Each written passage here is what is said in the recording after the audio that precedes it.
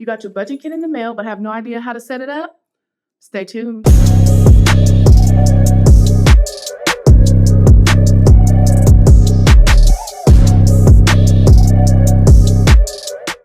All right, so let's go ahead and dig into it. So the first thing we'll go ahead and do is tell you what all is included.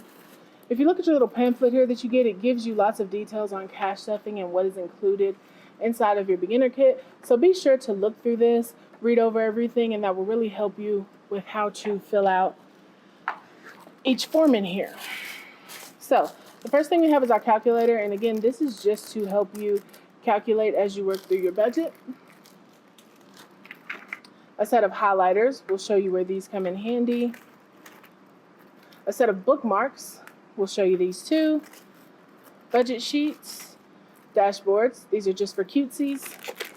The planner of your choice, whichever color you chose. A set of our placeholder slips. Cash breakdown and teller slip, and these are double-sided and laminated. Here are your 8 A6 tabbed envelopes. You get a permanent marker and 2 sets of our envelope labels. Our Baddies and Budgets pen. And then very last in here, you should have your Intentionally Rich Quarterly Planner in the color of your choosing. All right, so the first thing I want to go ahead and show you is what goes with what. These labels are used to label these envelopes. First, we have the binder. This is the central hub of your budgeting system. It's where you keep everything organized and easily accessible. Next, we have the cash envelopes. These are crucial for managing your variable expenses, any funds that you plan to cash stuff. You'll need to keep them separate in different categories. These stickers, again, coordinate with these envelopes. Here are the highlighters. You'll use these to mark important items or track your spending within your planner. Here's your cash breakdown sheet and teller slip. This helps you allocate your cash into specific categories and keep track of how much money you need from the bank. The teller slip is handy for taking the numbers from your cash breakdown, putting it on a smaller slip so you can hand it to the teller and decide what denominations you need. These bookmarks and the dashboard are more for decoration. They will keep your funds separated. These have different categories, and this goes at the front of your binder just to keep it super chic. The budget sheets go inside of your A6 envelopes, and these track cash flow within each envelope. And your placeholder slips. We use these as we are depositing money into the bank. So we recommend every $1,000 you save into your envelope that you go ahead and deposit that into a high yield savings account, pay it towards some debt, or put it into some type of investment vehicle. And while you're doing that, you can still track the money that's within your envelopes. So that's where these come in. So say you take $500 out of your envelope, you want to put this in instead. So take the $500 out, deposit that into the bank, and put your placeholder slip inside of your envelope so that you can keep track of what you saved without losing out on those interest amounts. Now that you've seen all the components, let's put everything together and go over how to use each piece. The most instrumental item in your whole kit is your quarterly planner. This is how you work through your finances. We've included you a pen and highlighters so that you can work through your finances effortlessly here. So if you go ahead and open up your quarterly planner, you can put your name inside of here. And at the very front, we have what are called dummy pages. So here, it tells you what all goes within each section. So all of your income goes here, your variable spending, your daily spending. So be sure to reference these pages if you have any questions about how to use the planner. We have one for our monthly breakdown and our paycheck breakdown. Here you have space for your yearly goals. Your sinking funds. So sinking funds are something that will go inside of these envelopes here. There's a variety of sinking funds. We may not have even touched on one of the ones you need, but we really tried to hit every one here. So within this section, here's how you calculate how much you need to save for each sinking fund. So let's say here in our sinking fund section, let's say our son's name is Greg, and we want to save some money for Greg's birthday. So we're going to name our category Greg's B-Day, right? So the sticker we may end up using for that will be Child 1. So let's say we want $500 for Greg's next birthday. Okay, let's say Greg's birthday is, let's say it's in April of 2025, right? Pay periods until it's due.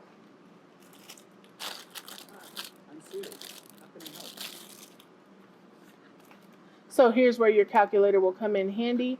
Let's see, it's currently August. So let's say September, October, November, December, January, February, March, April. That's 8 months. Let's say you're paid weekly. So that's times 4. So we'll take 8 months times 4 weeks. That's about 32 pay periods. We're going to go ahead and add in 1 extra pay period because we'll probably have a magic month in there. You can look at your calendar and get exacts. I'm just guesstimating. So let's say it's about 33 pay periods until Greg's birthday, right? If you're weekly, bi-weekly, monthly, same difference. If it's only 5 checks till Greg's birthday, you'd write 5. So what you want to do is take your goal amount, so that's Greg's $500, divided by the number of pay periods until it's due. So that gives us $15.15. Let's just round that up to $16. So in order to have $500 by Greg's birthday, we need to be saving $16 per check. So that's how you use these sheets here. Up next are the bill trackers. So these are just to ensure that you're paying your bills on time and that the amounts are staying the same every month. So you want to go ahead and write in all of your bills here. So let's just do an example one.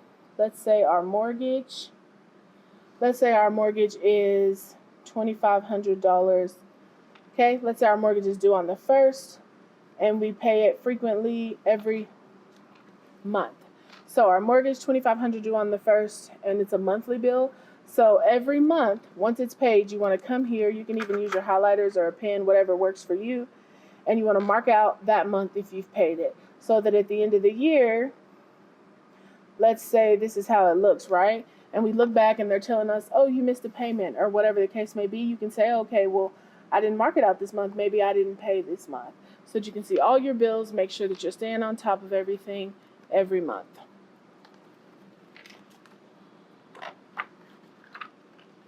We have the same here for our subscription tracker. You want to write in the subscription, how much it costs, when it's due, frequently if you pay your subscriptions over a year or every month, and then the same thing, write out when they're paid.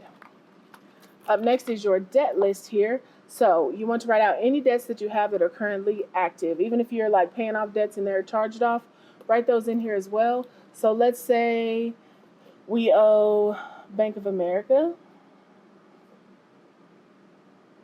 Okay, let's say the balance there is $2,000, right? Let's say our minimum payment every month, which you should see on your statement, is $125. Let's say that bill is due on the 7th of each month. Our interest rate for that card, let's say it's 14.99%. And then you want to denote whether it's an active or a charged off debt. It's still active. So I can go through here every month and see what all debt I owe, what the balance is, the minimum payment, so that I can make sure I'm paying those on time every pay period. And you have 2 sheets, 2 spreads of those. Up next, you want to take those same debts and any ones that you are attacking head on, and you want to move those over to your payment tracker. So here, let's say Bank of America.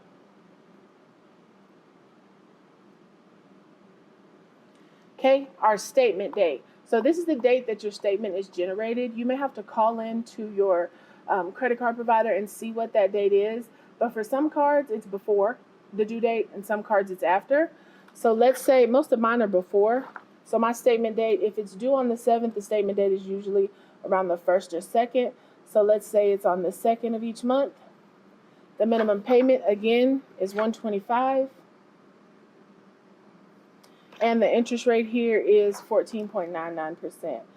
This interest rate section comes in handy if you prefer to debt snowball or debt avalanche your debt. You can look in here and easily see. Okay? So then this next column here is just where you track payments. So let's say we really should be paying by the statement date, so we're not before the statement date, so we're not accumulating as much interest, but do what works for you. So let's say it's due on the 7th. So we're going to say 1/7. So take these for example, right?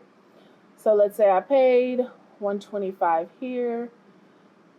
Let's say we paid $200 here and $150 here. And then you want to write in the balances after you paid each of those amounts.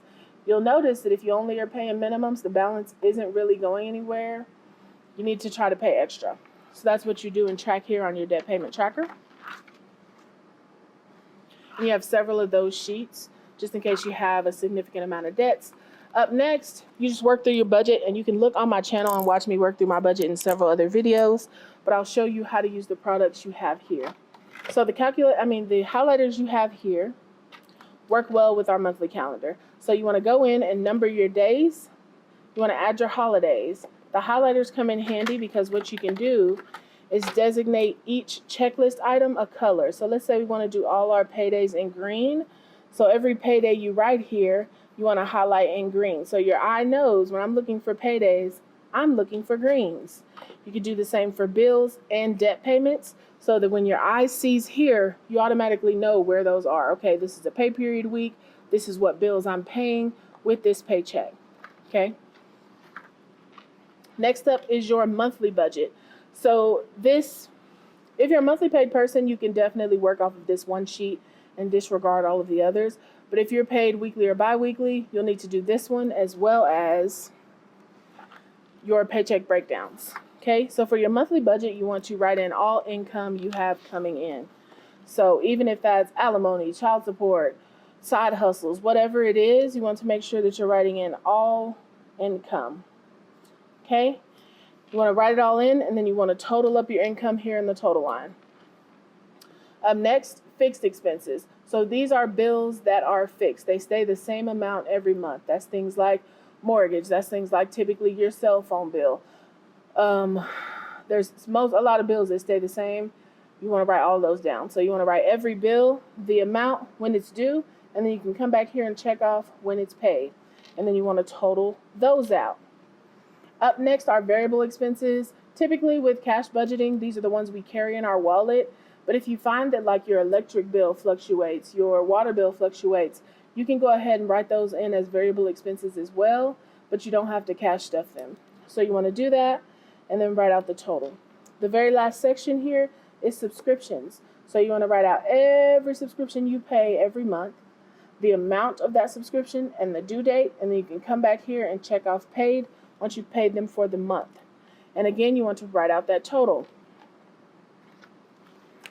Next, we are moving over to the second half. So if you have money left after you've paid your bills, your subscriptions, and gave yourself spending money for the month, because variable expenses is also gas, groceries, eating out, your kids, your beauty money, your haircut money, all of that is a variable expense.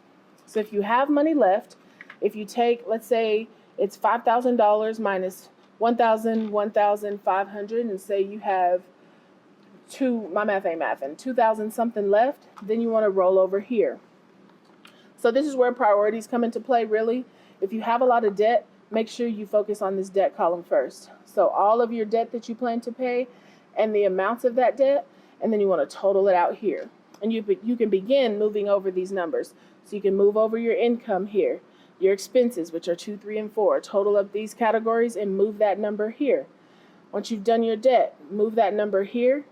And then if you have money left over after debt, you can choose whether to apply it to extra savings and investments or sinking funds. Sinking funds are what we talked about here at the front, where again, you can save for birthdays, Christmas, holidays, car maintenance, if you want a specific hairstyle, if you're planning on traveling, if you want a new fish tank, if you want tattoos, any of those things can be a sinking fund. It's just a way to save for expenses a little bit at a time. So if we have money left over after debt, we can choose to move into sinking funds. So you can look through the categories that we've sent you and try to select some sinking funds, or you can decide your own and then try to find a sticker that correlates. So you want to write out your sinking fund amounts, take the total of that number and move it down here to sinking funds. If you happen to have money left after that, you want to contribute to extra savings and investments. So that's high yield savings accounts. That's Roth IRAs, traditional IRAs, brokerage accounts. If you're investing in real estate, anything you want to do extra with your money, sometimes an investment is you. So start a high yield savings account for your higher learning or whatever. You want to include that here, where you're contributing the money and the amount, and then the total. And then you also want to move that down here. After you've done all of those three things, you want to take your income minus your expenses, minus your debt, minus your sinking funds, minus your savings and investments, and then look at this number here. If you find that it's a number that's less than 0, you are what we would like to call in a deficit. So somewhere along this monthly budget, you're going to have to cut back or earn more. That's it. There's no other way to do it. You have to look and see, okay, well, could I cut back on groceries, or do I need all those subscriptions? Could I cut back on those? You have to look at your budget as a whole and decide where you can cut back. If you're like, I'm down to the bare bones, I can't cut back anymore, you have to consider ways to bring in more income. But this is a really good way to be able to see that on a monthly basis. If you find that you're greater than 0, you have money left, you want to take some of that money and leave it as a buffer in your checking account. A certain percentage of what you bring in, even if it's just $50 a check or $25 a check, so that your checking account is always covered in case a bill is high that month or something happens, you're covered. And if there's more money after that, you want to apply it to debt or your investments. And then if you don't to those two, add it to sinking funds. So that's it for the monthly budget. Again, this is just an overview so that you can get a realistic view at how much money you are bringing in and how much money you are spending. So your overall cash flow, that's what this sheet is for. Up next is your paycheck breakdown.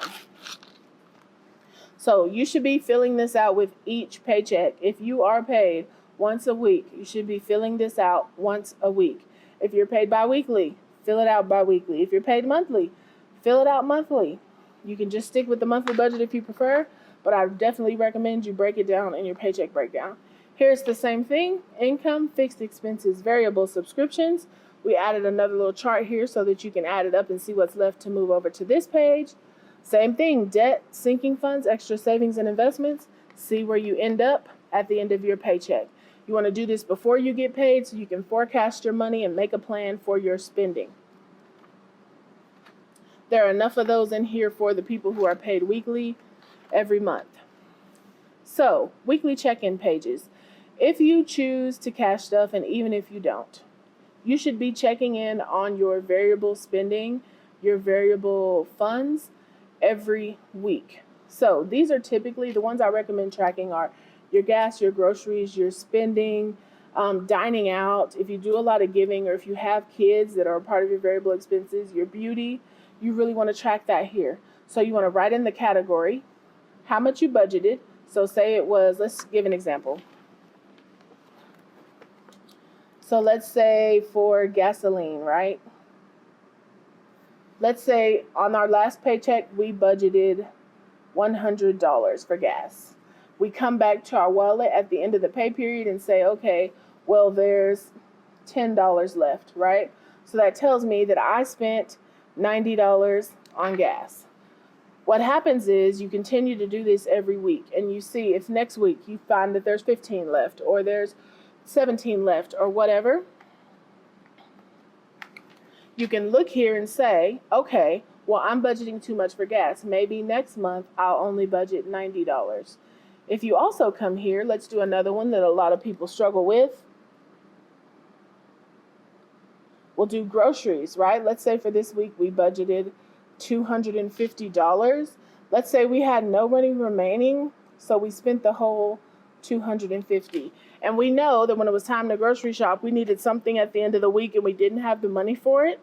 We want to come here at the end of the month and say, okay, well, every week I didn't have enough for groceries. In the next month, you need to budget more for groceries. And you could say, okay, well, this extra $10 from gas, I'm going to put that in groceries instead this month so that it will even out. This really helps you to get a realistic view on your spending so that when you're budgeting, you can use real numbers.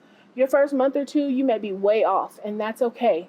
Stick with it. Stick with checking in every week so that you understand truly where your money is going. Here's a little habit tracker section if you find that you like to track habits. So it may be check in weekly, track your expenses. It may be something with your health. Drink 8 cups of water. Whatever you want to track here, you can track. And then at the very back, we have our expense tracker. You can use this for card or cash. I recommend when you very first start budgeting to track all of your spending. Every dollar, your card swipes, and the cash that you pull out of your envelopes. You come here, write in the date, the amount, and the transaction. So let's say I spent today is the 1st, I spent $40 at Chick-fil-A. That's going to come out of my grocery envelope. I'd write that here and write how I paid for it. So at the end of the month, again, you can come back here, look at your spending, see where your money's going, and have a better understanding of your cash flow. At the very end here, we have what's called a monthly results overview. Your sinking funds, again, which are the ones that we will put inside of these envelopes, they'll be here. So you want to write out your sinking funds, how much you started with at the beginning of the month. So you may come and start filling this out at the beginning of the month. So you know, hey, it's the 1st, here's what I have. And at the end of the month, you want to write how much you ended with. So let's say for, I forgot what the little boy's name is, for George's birthday, let's say we started with 0. But at the end of the month, we had $40, right? Let me go find his name.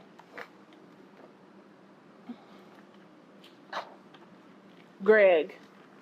Okay. So let's say Greg's B-Day.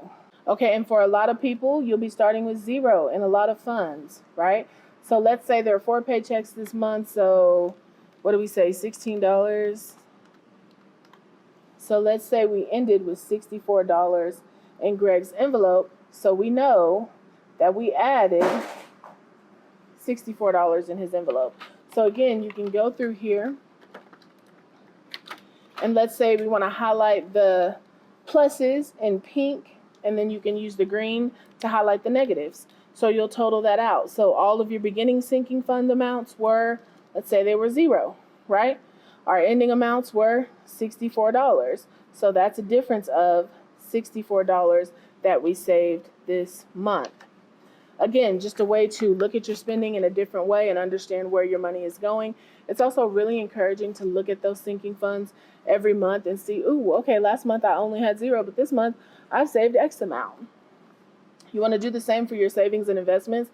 So let's say you can even track the ones that you don't necessarily do in cash. So you can say, in my 401k, I added an additional $500 this month. So my total is now $100,000, right? You can do the same for any savings. Let's say you have a high yield savings account for travel. And let's say you added $200 this month, and now you have $1,000, right? So now you can look at what you saved. So you were able to save $700, and then your total and all of your savings and investments is $101,000. Same for your debt. So let's say, okay, so let's say for our Bank of America debt, okay, let's say we pay $500. And so our new total in there is now, let's say, $1,700, right? So you can see again, we paid $500 towards debt this month, and our new debt total is $1,700. We also have a little credit score tracker here at the bottom that you could use if you like. So you could say, and you want to come every month and chart this. So let's say here's January, here's February, here's March, and here's April, so that you can look at it on a scale and kind of see how your score does. And so that's it for the month. There are 3 months worth inside of the quarterly planner, and that's how you work it out.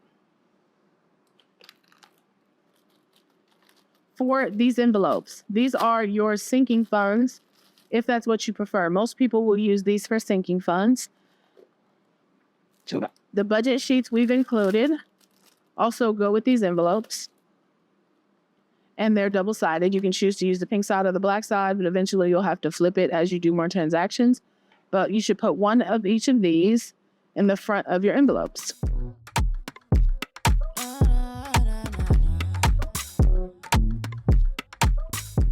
Okay, so there's your budget sheet. You can see your cash flow, and then the money will go in this back pocket here.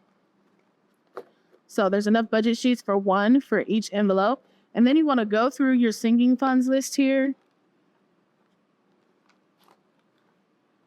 and find your sinking funds, and then you want to add them to your envelopes. So for Greg's B-Day, okay, so there's 2 sets here. So we may come through and find the birthdays tab, right?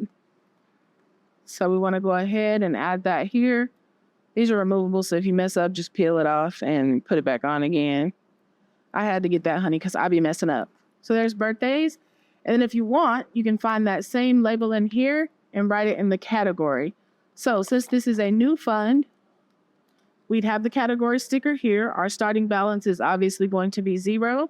And then let's say on the first of the month, it's a paycheck for you, right? Let's say we're going to add $16. So our new total is $16. So you know when you're cash stuffing, you should be adding $16 and the balance should be $16. So you want to put your 16 in here. It'll be in your binder and you're good to go. And you can do this for all of your sinking funds. If you need more envelopes, we do have those available. So whatever color binder you chose, you should have that.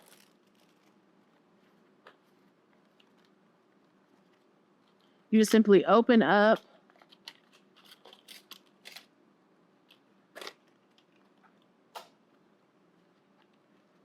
just want to open up your binder here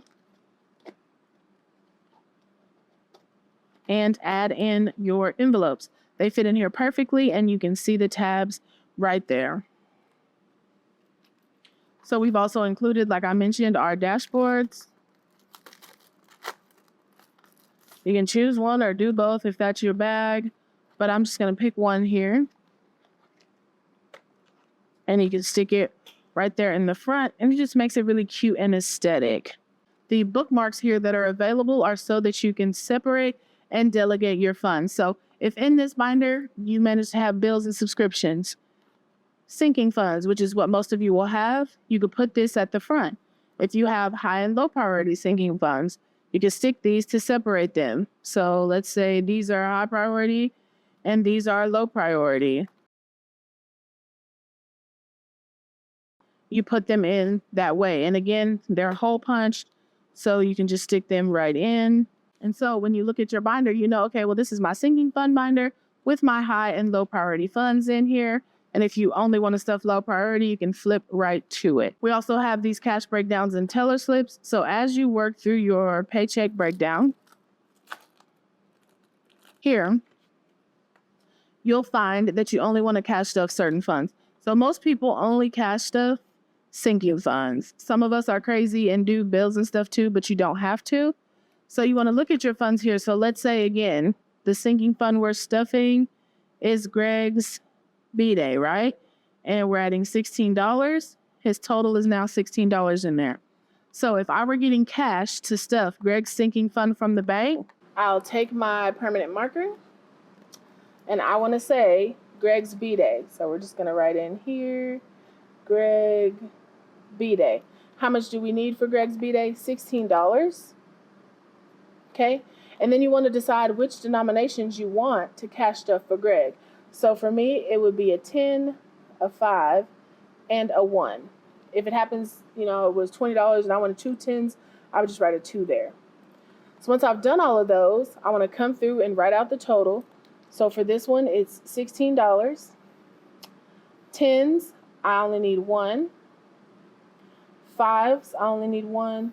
And 1s, I only need 1. So for me, that's $10 here, $5 here, and $1 here. That's how I like to do it. You can obviously just do it on the teller slip, the calculation. So going to the bank for Greg's money, I need one $1 bill, which is $1, one $5 bill, which is $5, and one $10 bill, which is $10, which equals up 10, 15, 16, $16. So this amount matches this amount, so I know I'm good to go. I go to my bank, give this to the teller, and tell them this is the cash I need. They'd give you the $16 back, and you're good to go. Clean these off with alcohol, get started over for the next paycheck.